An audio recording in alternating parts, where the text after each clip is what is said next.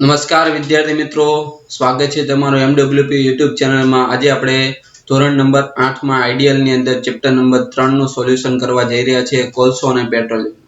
તો ઝડપથી તમે ચેનલને સબસ્ક્રાઇબ કરવાનું જો બાકી હોય તો ઝડપથી સબસ્ક્રાઇબ કરી દો અને વિડિયોને લાઈક બટન ઉપર પ્રેસ કરી દો। તો MCQ ની અંદર પહેલું છે, નીચેના પૈકી કયું અશ્મિ બળતણ નથી? તો એમાં આવશે લાકડું। કોલસો પથ્થર જેવો ખાલીજીયા રંગનો સખત પદાર્થ છે, તો કાળા રંગનો। કોલટાર લગભગ ખાલીજા જેટલા પદાર્થનું મિશ્રણ હોય છે, તો કે 200 જેટલા પદાર્થનું। ખુદા અને જીવાતોને દૂર રાખવા માટે વપરાતી ડામરની ગોળી શેમાંથી બનાવવામાં આવે છે? તો કોકની અંદરથી કોલટાર અને કોલગેસ, એટલે ડી ઓપ્શન તમારો જવાબ થશે। આજકાલ કોલગેસ પ્રકાશના સ્ત્રોત તરીકે વાપરવા કરતા ખાલીજાના સ્ત્રોત તરીકે વાપરવામાં આવે છે, તો કે ઉષ્મા ઉર્જા। ભારતમાં સૌ પ્રથમ વખત ક્યાંથી ખનિજ તેલ કાઢવામાં આવે છે? તો કે અસમના માકુમ પાસેથી।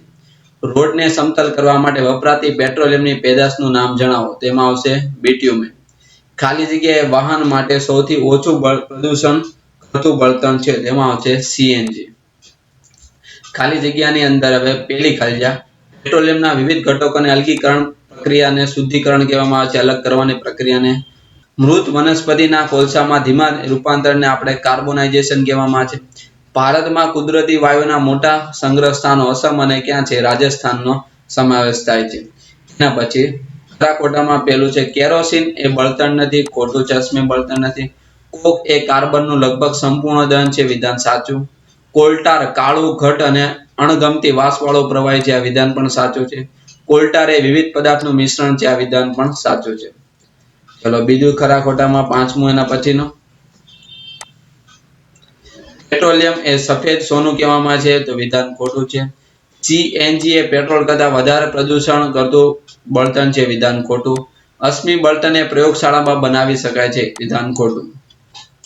એના પછી ચલો હવે જોડકા જોડવાના છે, એમાં કેરોસીન ની અંદર આવશે જેટ પ્લેન માટેનું બળતણ છે। પેરાફિન મીણ છે, જે વેસેલિન માટે બનાવવામાં આવે છે। બિટ્યુમિન છે, તે રોડની બનાવટમાં વપરાય છે, અને એલપીજી છે, એ ઘરગથ્થુ માટેનું બળતણ છે।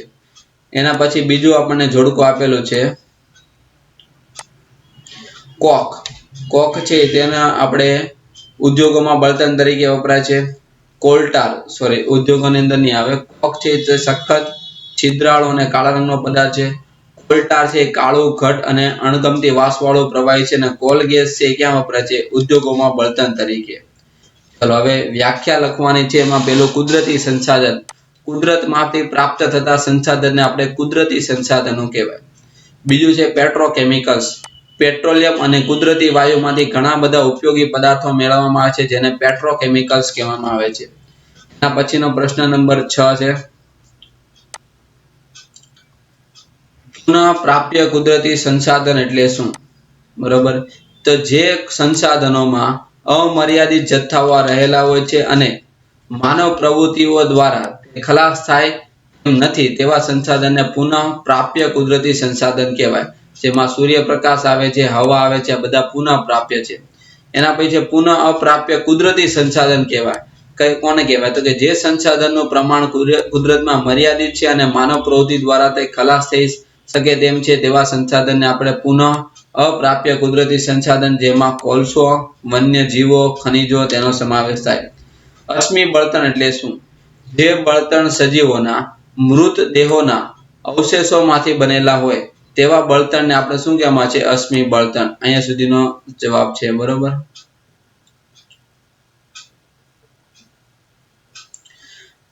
ફરીથી, જે બળતણ સજીવોના મૃતદેહોના અવશેષોમાંથી બનેલા હોય છે તેવા બળતણને આપણે અશ્મિ બળતણ કહેવાય છે। જેમાં અશ્મિ બળતણની અંદર ઉદાહરણમાં કોલસો, પેટ્રોલ, કુદરતી વાયુ, આ બધા આવશે ઉદાહરણમાં।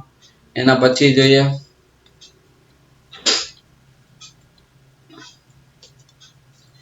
કોલસાના બળતણ તરીકે ક્યાં ક્યાં ઉપયોગ થાય? શરૂઆતમાં કોલસાનો રેલવે એન્જિન ચલાવવા માટે, તેમજ તેમાં વરાળ ઉત્પન્ન કરવા માટે ઉપયોગમાં થતો, તે ઉપરાંત તાપ વિદ્યુત મથકોમાં વિદ્યુત ઉત્પન્ન કરવા માટે, ઉદ્યોગોમાં અને ઘરોમાં રસોઈ માટે બળતણ તરીકે ઉપયોગમાં લેવાય।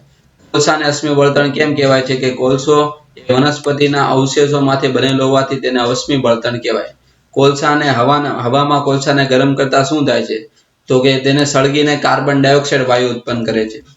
કોલસા ઉપર પ્રક્રિયા કરી કયા ઉત્પાદનો મેળવી શકાય છે? કોલસા ઉપર પ્રક્રિયા કરીને કોક, કોલટાર અને કોલ ગેસ મેળવવામાં આવે છે. બ્યુટ્યુમિન નો ઉપયોગ જણાવો. બ્યુટ્યુમિન નો ઉપયોગ રોડ બનાવવા માટે થાય છે. કોલ ગેસ કઈ પ્રક્રિયા દરમિયાન મુક્ત થાય છે? કે કોલસામાંથી કોક બનાવવાની પ્રક્રિયા દરમિયાન કોલ ગેસ મુક્ત થાય છે. 19મી સદીમાં સૌપ્રથમ કોલ ગેસનો ઉપયોગ શા માટે થતો હતો? 19મી સદીમાં સૌપ્રથમ કોલ ગેસનો ઉપયોગ લંડનમાં તથા ન્યુયોર્કમાં રસ્તા પરથી લાઇટ માટે થતો હતો. એના પછી પેટ્રોલ અને ડીઝલનો ઉપયોગ જણાવો. હળવા વાહનો જેવા કે મોટરસાયકલ, સ્કૂટર, બરોબર, કારની અંદર બળતણ તરીકે પેટ્રોલ વપરાય છે, જ્યારે ભારે વાહનો જેવા કે ટ્રક, ટ્રેક્ટર એમાં બળતણ તરીકે ડીઝલ વપરાય છે. સૌપ્રથમ તેલનો કૂવો ક્યારે ને ક્યાં ખોદવામાં આવ્યો? તો દુનિયામાં સૌપ્રથમ તેલનો કૂવો 1859માં અમેરિકામાં પેન્સિલ્વેનિયામાં, બરોબર, માં ખોદવામાં આવ્યો છે. એના પછી ભારતમાં મુખ્ય કયા કયા વિસ્તારમાં ખનિજ તેલ મળી આવે છે? તો કે અસમ, ગુજરાત, બોમ્બે હાઈ, ગોદાવરી તથા કૃષ્ણા નદીના તટ પ્રદેશમાંથી આપણને ખનિજ તેલ મળી આવે છે. પેટ્રોલિયમ એ કેવું પ્રવાહી છે? કે પેટ્રોલિયમ ઘેરું તેલી પ્રવાહી છે. પેટ્રોલિયમમાં કયા કયા ઘટકનું મિશ્રણ હોય છે? પેટ્રોલિયમ વાયુનું, પેટ્રોલ, ડીઝલ, ઊંજણ તેલ તેમજ મીણ આ દરેકનું મિશ્રણ છે. સીએનજી નું પૂર્ણ નામ લખો તો કોમ્પ્રેસ્ડ નેચરલ ગેસ આવશે. એના પછી સીએનજી ની પાઇપલાઇન કયા કયા શહેરોમાં તમને જોવા મળે છે? અમદાવાદમાં છે, ગાંધીનગર છે, વડોદરા છે, દિલ્હી છે, સુરતની અંદર વગેરે શહેરોમાં તમને જોવા મળે છે. એટલે એના પછીનો જે આપણે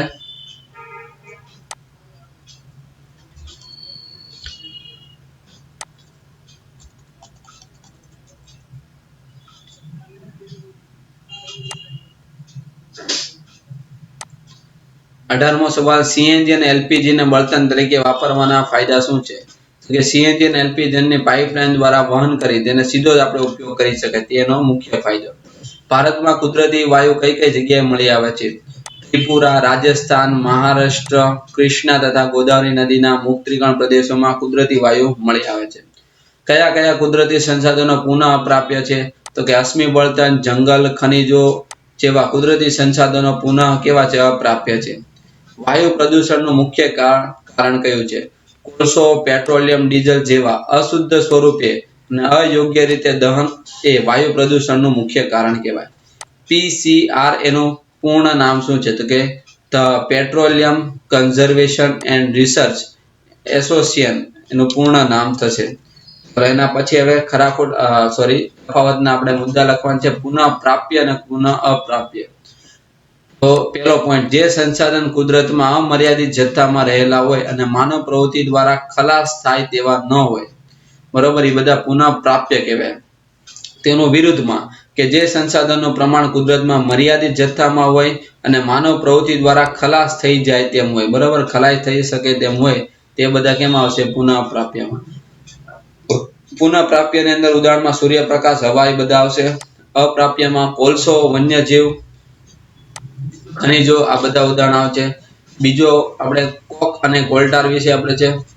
કોક અને કોલટારમાં કોકની અંદર તે સખત, છિદ્રાળુ અને કાળા રંગનો હોય છે. કોલટારમાં તે કાળું, ઘટ અને અણગમતું વાસવાળું પ્રવાહી છે.